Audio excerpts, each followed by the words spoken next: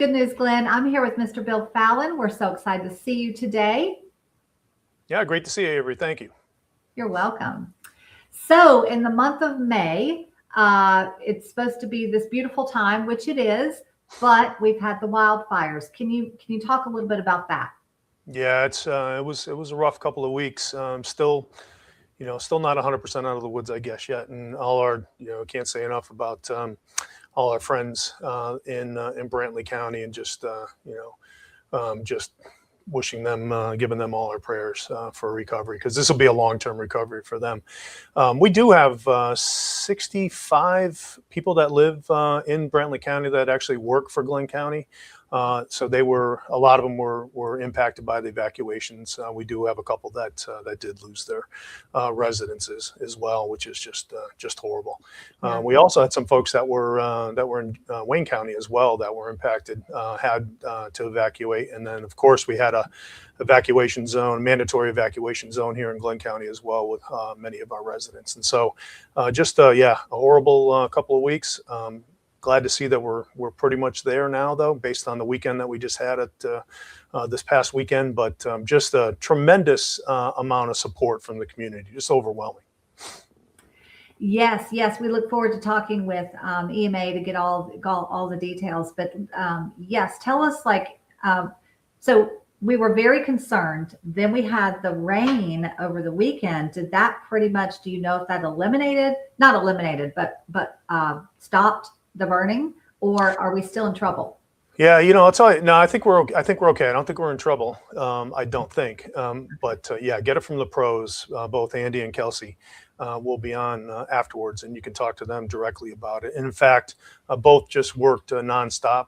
We actually have 3 people. So we have Andy Lanza, who was our EMA director, and then our deputy directors, Kelsey Brazil, and then Will Lightsley is actually our 3rd person that works. And so for EMA, so Kelsey was there pretty much nonstop. She was in that command post the entire time, and then Will worked overnight, the night shift as well. So in addition to our fire resources that were out there, EMA was really played a pretty significant role for the command group that was over there. But I'll tell you, I was impressed by that group that came in. They've obviously done this before. They knew what they were doing. It was certainly enlightening for me and my career in law enforcement, and then at FLETC. And obviously we have critical incidents that we deal with here that are mostly storm related. Just seeing something like this was totally different. Just seeing how they went about actually fighting the wildfire, and some of the things that they did.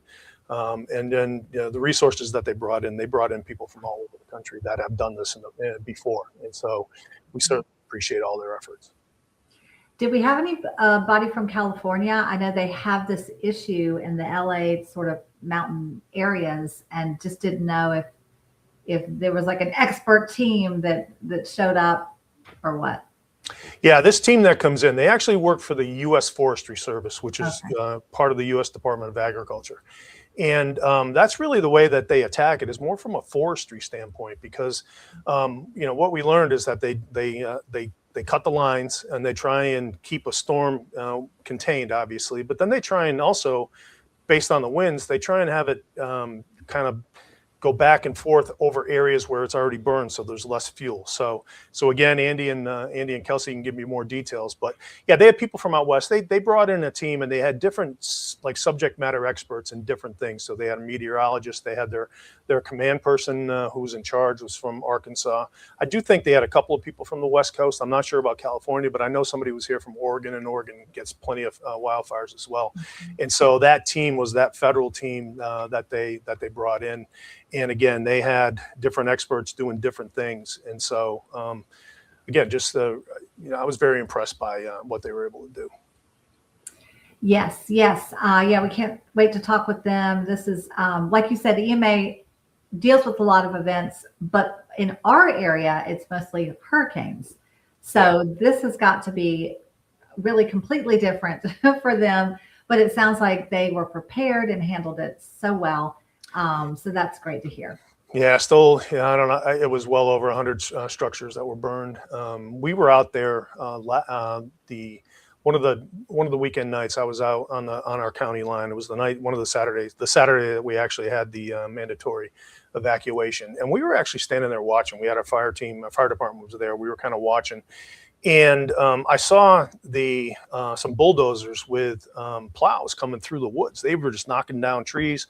They were establishing those cut lines essentially 3 deep. And so I think that's really how that, and then the retardant that they were able to release from the planes is really how they were able to control it. There's, water, fighting it with water, even our firefighters and our fire chief, there's certain things you can do with water, but really to control a burn that big, a wildfire that big, it really had to be done kind of the way they did it. And so it was, we had to evacuate Glynn County, but the fire actually never came into Glynn County. We drew like a line, so it got about 2.5 miles away from Glynn County, and that's when and the fuel was just out there because, as we all know, it hadn't rained in months, and everything was dry, and so we just wanted to err on the side of caution to make sure people were evacuated. Then we had another voluntary evacuation zone where we recommended people to evacuate, and some did, some didn't, but luckily for us, it actually didn't come into Glynn County. Thank goodness, yes. And it was close. I think everybody was nervous, but so thankful for a little bit of rain. And like you said, I mean, these control burns, the people that know how to handle this, it sounds so interesting. They've cut the trees down almost to create a line to control that burn. And then it goes back and forth through that line. That's interesting. Yeah, and like I said, they try and establish that perimeter, and then based on the wind direction, they try and get it to burn back over the area that's already been burned, and then that way, in the woods, the forest, the areas there, because there's not any fuel left, and so it's already been burned once, and so yeah, just to see them and just to see the bulldozers coming through with those plows, and there were 3 of them, so one came in, and then another next to it, and then another behind that, so it's essentially 3 lanes of lines that they were actually cutting around that area out by Route 32, Highway 32, that's out there in western Glynn County. Wow. Is this something like, I was just thinking out loud, like, can you create almost a line around it for preventative measures moving forward? In other words, I don't know. Yeah, I'm not an expert there. I don't know. I don't want to misspeak on that one, but I'm sure Andy or Kelsey might be able to let you know that. If not, like I said, this was the first time for them too, and so this isn't something that we typically deal with here in Southeast Georgia. And so I do think, and you do see it. You see it all over the country where there are controlled burns for that reason, just to eliminate some of that fuel that's out there for wildfires. To keep wildfires from actually happening or even spreading. Right. Yeah, absolutely. Well, we're in such a drought that it's no wonder it's so dry out there, but little rain. And so we're hopeful. Yeah. Okay. What else is going on in May? All right. So we got a lot, as usual, a lot going on. We have our SPLOS QERs are going to be Wednesday, May 6th in the afternoon, and we'll have those on YouTube again. So anybody can watch those, but we talk about all the projects, and so all the projects are going well. We're doing well as far as the 2 things I've asked our staff to make sure we get it done on time, we get it done within whatever the budget was, as best as we can. Obviously prices has changed a little bit, but our folks have really done a good job getting more bids. We've gotten some really good contracts. We've gone through the scope of these projects, and so that will be telling in May, just all the projects that we're really knocking them out of the park, in my opinion. A lot of them are just are coming up, and we're getting them done, and we continue to go through that list, and should finish up hopefully ahead of time. Yes, just checking everything off the list one at a time, right? Right. And so Jason Hagan is our SPLOS. He's our SPLOS project manager. Him, and then Resin Talbert is kind of our overall capital projects manager and procurement chief.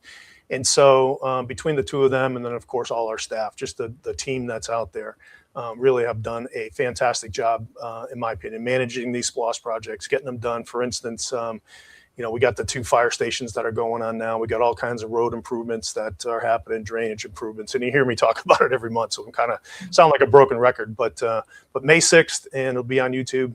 Certainly can tune in and get all the updates, or just go online. Everything's posted on our website. Yes, so helpful. I know people love the new website and accessing that, and all the information's there if you missed the QER. So that's great news. Anything else for the month of May? Sure. We're really pushing hard to get the Coast Guard Beach first half of that project, the parking lot, open by Memorial Day. And so that's one of the things we've been pushing.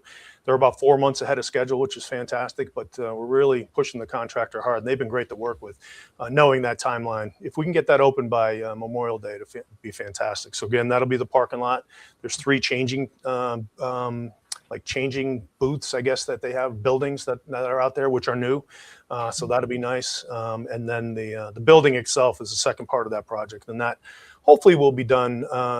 We're saying January, but I'm kind of pushing them to try and get it done by the end of the calendar year. Mm-hmm.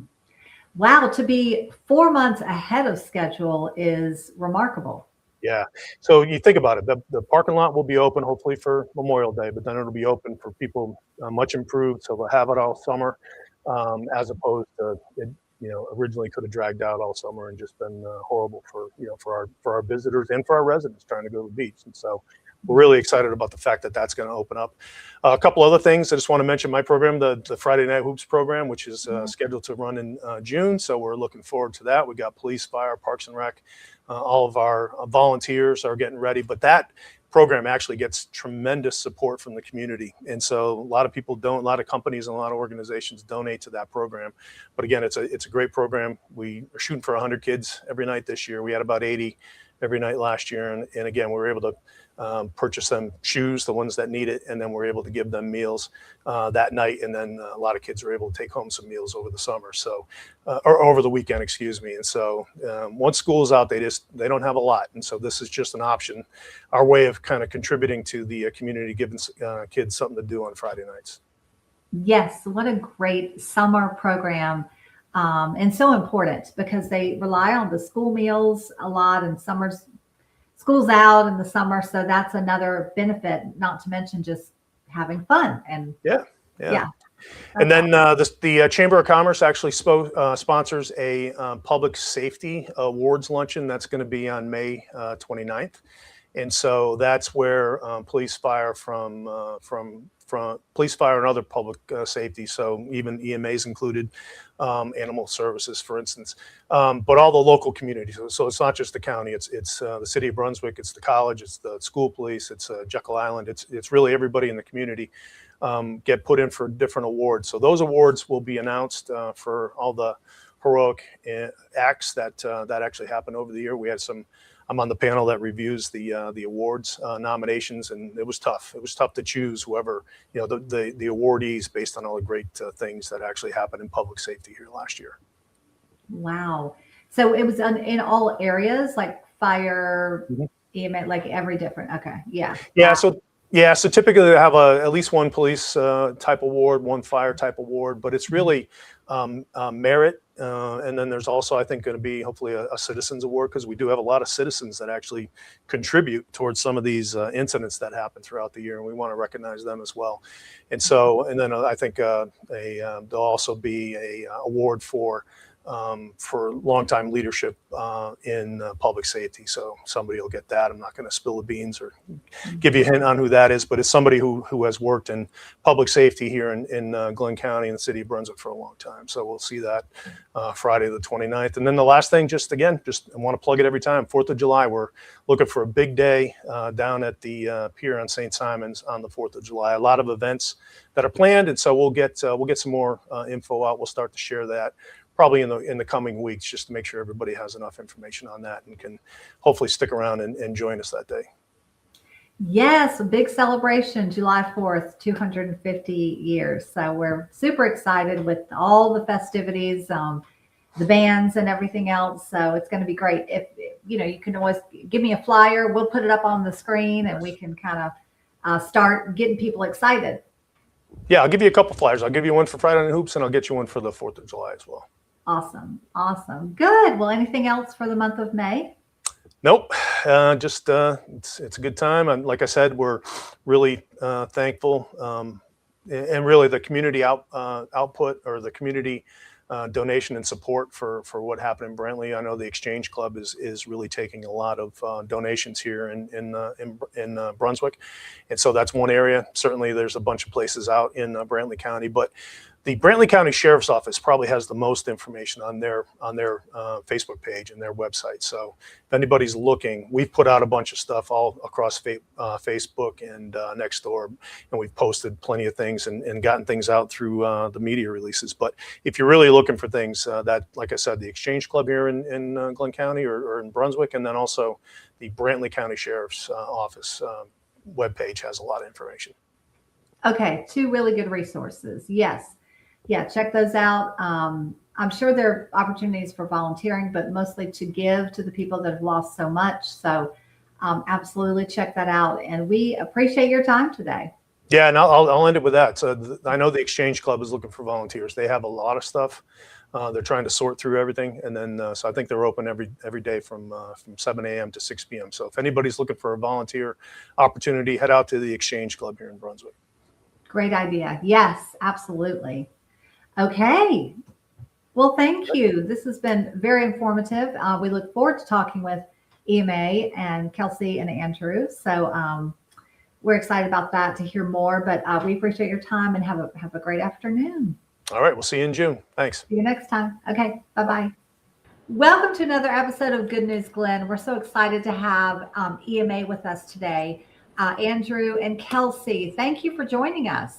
Yes, thank you for having us. You're very welcome. So today I want to hear everything you have to say, but obviously in this area we've had really bad wildfires with our neighboring counties. Brantley County and some other counties have been involved. I know your department has really stepped in, and so talk about that a little bit. Wow, yeah. So what an experience. Come down to the beach and have these wildfires like we have. It's just been an incredible effort, not just by our agency, but all responding agencies in Glynn County, even down to our code enforcement has been a part of this. So Kelsey was our liaison to the on-scene incident management team, which worked out incredibly for us. It helped us maintain our situational awareness for this event. So that was quite an experience, having her expertise in emergency management and background in military. So she fit right in there with the team to make sure we could make those informed decisions. Yes. I've heard a little bit about Kelsey. You want to just talk about your role and what that really means. Mm-hmm. So as the Glynn County liaison, while I was there, especially because the fire was so close to the county line, was maintaining that situational awareness and relaying that information back to the Glynn County leadership so that we could be ready and get the best possible information to be able to distribute to our people, the people of Glynn County, keeping them alert, on top of assisting in anything our neighboring county needed. Yes. This was such a complex operation because it not only affected the citizens in Brantley, but it very well could have spread into Glynn County. So we had to keep 24/7 coverage. Our specialists, our fire departments, we all keep people on scene. Even the joint water sewer had assets ready to deploy if they needed. So it was quite different than your typical hurricane, which is when people typically think of emergency management. 24/7 operation. The shelters, of course, coordinating that as well, point of contact on scene. What do you need from Glynn County? How can we help you? And then not only that, we have the city emergency management involved as well, which was helping on the recovery side, because as soon as this started, there were so many homes that were burned. Alec and his team really had to step up with Chuck White and Camden County to wrap their arms around this community and help them in the best way that we could. Yes, absolutely. So many moving parts, like you said, 24 hours a day, 7 days a week. I mean, from watching to helping to like everything. and y'all were prepared, it sounds like, ready for anything. But okay, couple things. Can you clarify how it started? Well, we don't really know. I mean, we heard what the governor said, and if that's the science to that, then that's the science to that. But regardless of how it started, for us, it started on the back of some pickup trucks at the airport, because that's where emergency management started when we came involved on that Tuesday. And we went from that to working in multiple command trailers to taking over the OREMC, partnering with them to use their facility. So, we just got to remember that these things can start even from leaving your car running with this dry grass. So a generator sparking, somebody flicking a cigarette. So it's so dry out there. I think they said even with the inch of rain that we got, that we're still 14 inches lower than we need to be. So we need to keep our citizens, in the forefront of their minds. Don't do anything that could endanger a spark, one little ember going up into a tree, 30, 40, 50 feet away, and we could have another one of these things. Wow. Yes. So I was going to ask you, so we did have some rain. I know y'all were working on it and with the water and everything, but then it still wasn't enough, and it was still a threat, and it was coming toward Glynn County, but then we had rain. Was that kind of the catalyst that actually stopped everything for good, or are we still in danger? I wouldn't say it necessarily stopped the event. Their wording is it paused it. So instead of firefighters and different agencies having to worry about going and fighting the fire, they were able to take preventative measures like doing containment lines and burn lines and being able to prevent. So if it does get hotter or it started to burn again like it did previously, there were pre-established areas that it wouldn't let the fire go out. So giving it more control over the situation of where the fire went. So by getting that rain, that was able to happen, which made it easier and more productive for them to put those measures in place. And then the more rain we even got on Saturday helped that too. Good. Yeah. So I know we had it obviously right here in Glynn County, but we always were wondering, is it raining as hard there as it is here? Well, I think, there was a couple blessings with the rain that helped in key times. I mean, that one rain, the meteorologist said it wasn't going to rain till July, and then a couple hours later we had up to 1.5 inches in certain locations that we desperately needed. So they build out contingencies. These lines that she's talking about, they want the fire to go towards an area that doesn't have population, and when that happens, they were able to focus in on hot spots and work these lines back to the way that we needed it to go. This is a battle, so in a war here, till we get this rain, till we get a name system that comes in, we're still in danger. But hopefully, with this one, I think what they say 75% today contained. So I mean, we're in a much better place. But this is a longer war that we're going to be fighting with these wildfire conditions for the next while. So. Right. Yeah.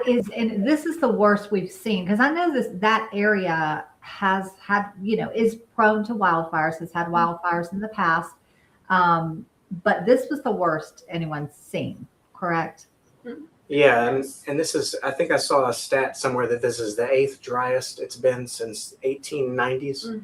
Oh my goodness. So this is kind of crazy time that we're in right now. But I think one thing that you can see that happened, although we lost a lot of homes, there were a lot of homes saved by the coordination as well. Today or yesterday, there was 600 personnel on scene. Is that this? I mean, we've been hearing 450, 550, 600 personnel, a hot shot crews coming from around the country to help the citizens here. So airdrops, you've been seeing them. You could see them from miles away. So it's pretty extraordinary how everybody came together to help. Fire departments from all over have been here, and now that we've kind of seen this fire happen this way, we kind of have a playbook of what works and what didn't. So we have something to improve upon, of course. Of course, yes. It's you're learning as you go, but now that you've been through it, you can kind of, yes, as you said, have a playbook of what to do next time. Wow. Well, this is Yeah, well, and keep in mind too, it's slightly different. So, we do have a paid full-time fire department in the city and the county, as you know. And so there are some differences, just with the initial attack of how that will work jurisdictionally. And they did a fantastic job. I mean, they're pulling together, getting everybody there. But, being that we have the resources already, on site, we have SOPs for the fire department. They know what they're doing. They work with forestry all the time. But some of the other wraparound stuff is where we really kind of learned a lesson. Public messaging was important. The website that our Brittany was able to put together for the county so we could share information, the briefings. So, it's in a way, it's not that nobody wasn't prepared, because you have emergency operations, you plan for this, you identify it in your hazard mitigation plan. But when the bullets, get to flying, there's always things you're going to learn here to help improve. So. Yes, absolutely. Yeah. When we talk with Mr. Fallon, he's saying that we talk about Team Glynn. There's such a positive spirit and a positive attitude, and I can hear it from y'all as well. So definitely prepared, but always open to, improving. Always, well. Yeah. Yeah. And, we really rolled out volunteering, the last few disasters and things that we've had. And we've had, some of our CERT program, Community Emergency Response Team. Those members were out there working at the shelter. And we had some search and recovery volunteers actually helping with damage assessment in several roles. So that was good to see that actually worked. I mean, and we're working on ways to, improve that and expanding our membership to ensure that we have enough personnel for events like this. So. Yes, absolutely. Okay. I wanted to ask about now that everything is 75% contained and you have sort of a handle on it, tell me about the people that have really been affected. You said losing their homes. Are there shelters in place? Is there a way that people, like you said, can volunteer or can maybe go to the website and find a place to donate or help or whatever? Tell me about that, the recovery effort. All right, I'll let Kelsey get into that. Okay. So during the event, Glynn County opened up a Red Cross shelter for those affected for the Brantley wildfires. That seemed to work very well for those. Information relaying back and forth to let people know when they could go home, what was going on with their home, because I know that was on their hearts a lot. Along with that, Brantley County, some of their churches opened up shelters for immediate needs until our Red Cross shelter was able to open up. They're taking donations through Red Cross, Salvation Army, Georgia VOAD, or the Brantley County, what is it called? Family Connections. Family Connections. So Family Connections is from the people of Brantley. They're local.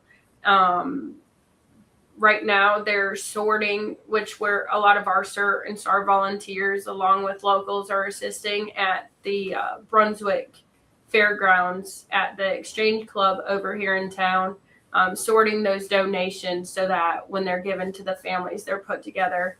Am I missing anything? There's so many things that are happening, but we just want people to make sure they are directed to the right site. So Brantley County Sheriffs Office page is their Facebook page. Yeah, that's a good resource for information.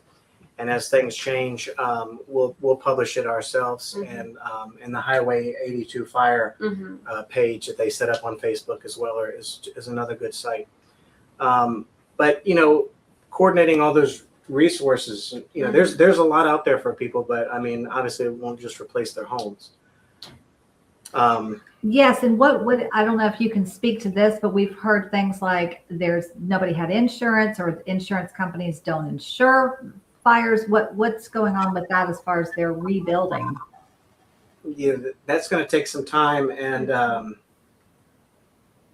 it's I can't speak for every individual place out there, but yeah, you're going to have a lot that were uninsured or underinsured in any disaster. some of that is just, if you're in maybe a manufactured home or something like that, you may not have the best insurance options, or it might be a insurance set on a actual valuation that you set. So everybody's going to be completely different on what they actually need. I mean, like I said, there were homes that burned in addition to the manufactured homes as well. Right. And then they have a long-term recovery group that just had, I'm not going to call it a fair, but a gathering at the elementary school this past weekend. So there's a bunch of different resources there to help the people get back on their feet, let them know there's different options. So. Okay.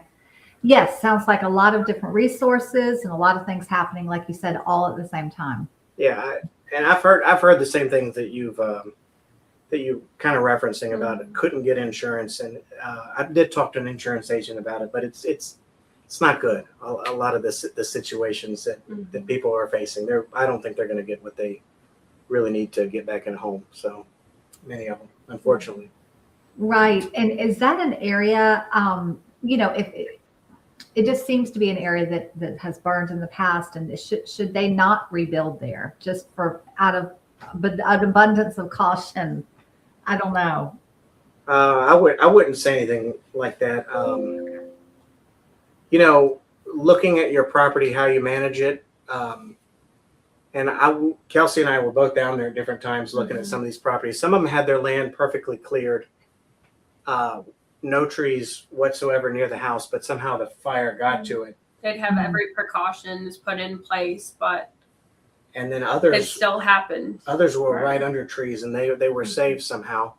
And we watched firefighters hosing down areas around some of these homes, and we thought for sure that one was going to make it, but they just didn't. So a lot of dynamics with the weather have so much in play. So when the fire can jump across the road and a divided highway, wow, seems like nowhere is safe sometimes. So one thing I've learned these past 2 weeks is that fire is very unpredictable.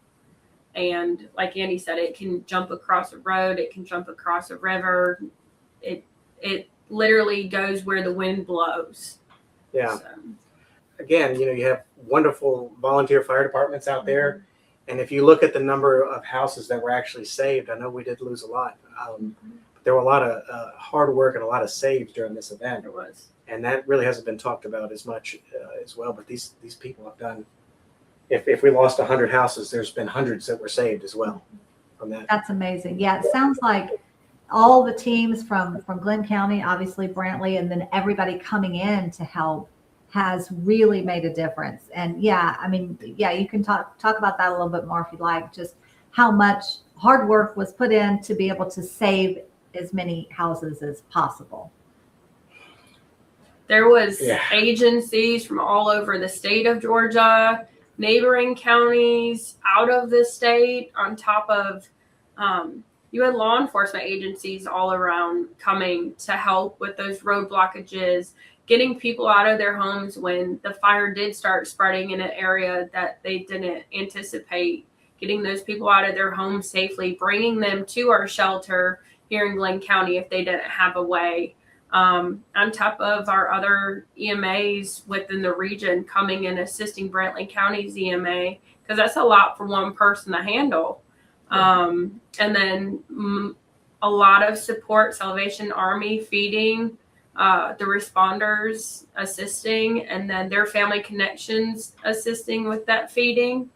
And just one thing that I saw in Brantley is their county leadership, their county manager, their commissioners were out there every day checking on everyone, checking on their people, along with Sheriff Davis. He was out there the entire time, doing the best that they could for their community at the moment.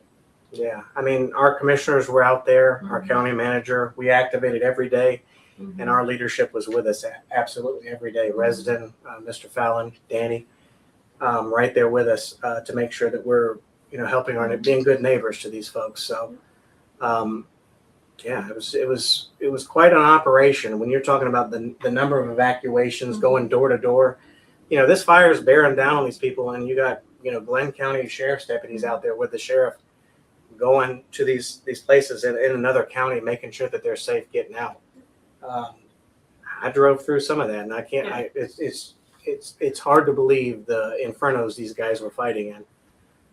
It was so hot. The fire made its own weather, so it felt like a hurricane blowing on the side of the truck when we went down some of these roads. That's how we knew we weren't supposed to be on them. But it was quite an event, just a wonderful thing to see everybody come together. Didn't matter where they were from; they were just there to help. Tell me what to do. Tell me where to send my crew. We're going. That's everybody's attitude. You had to stop some of these people from working. That's how hard they were working. They just wanted to go.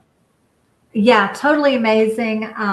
Just right, like you said, it was such a terrible event, but so positive to see everybody coming together as well for the good of the community. And we appreciate y'all so much. You've worked really hard. You deserve a vacation after all of that. But we appreciate, this is just another great example of Team Glynn and the positive spirit that is within Glynn County, helping neighbors, and is in this situation, keeping us safe, but helping the neighboring county as well. So we appreciate everything you're doing and that you've done. Is there anything else you want to touch on before we wrap it up? I think, I would say that let's not just leave these people. This isn't over for, over 100 homes that were burned. And, if you see things online, if it's somebody that has maybe a GoFundMe or something like that, I mean, this stuff is vetted, through the sheriff's office. If people want to help, if people want to donate, contact the Brantley County Family Connection. We're going to have a lot of people in a lot of need. I mean, we had, I don't know how many people were affected that actually work in Glynn County, Right. With the closures, the mandatory evacuation. So we'd ask people to check in with the sheriff's office page, follow them if they can, and anybody that's willing to give. That's what's wonderful. It's greatly needed from what we've seen. Absolutely. Okay. Brantley County Sheriff's Office is really the very best resource, the most up-to-date Facebook page for information. Yes. But lots of resources to give us. I know a lot of local churches are involved and that kind of thing. So, wow. Well, we appreciate your time so much today. I was going to say, is there anything we can do to prevent these? Because what do you do in a drought situation like this? I don't know. Well, you just got to be smart, follow the recommendations with a burn ban. We have our own burn ban. If you see somebody that's burning that's not supposed to be, please tell them. That's the first step. Just have a conversation with them. Say, hey, you're not supposed to be burning. We know what's happening. We've had a lot of calls, and we're not trying to get anybody in trouble. But if they're going to potentially endanger lives, like we're seeing, you just can't burn right now. And make sure you maintain your property as well. So be a good neighbor. Talk to each other, and follow the rules when it comes to that. It's vital. I mean, we don't need any more of this burning if we can help it. So don't make yourself the emergency. Absolutely. Well, good. Well, thank you so much for your service and your time today to take time to speak with us about this. It's very helpful. And have a great day. Thank you so much. Thank you. Thank you. Thank you. All right. So as you probably heard, we have a really strong emergency management department here. The EMA for Glynn County is really, they're passionate. You probably heard that in their interview, but both Andy and Kelsey, and then, like I said, we also have Will Lightsley that works as well. So we're fortunate to have them. Unfortunately, we have to put them to work once in a while. And they both really, all three of them really shined, helped not only Glynn County, but certainly helped Brantley County throughout their situation. But again, there's a lot of support that's out there, and a lot of places for people to still contribute to the people that lost things out there in Brantley County. So a couple of those other sites that we talked about before. But that's May, and again, we'll see you in June. And thanks again for covering us. Absolutely. Oh, you're very welcome. Thank you. And we always appreciate the reports, especially this month with all this stuff going on. Really important report. So we appreciate that as well as everything else. And we'll see you next time. All right. See you next month. Okay. Bye-bye.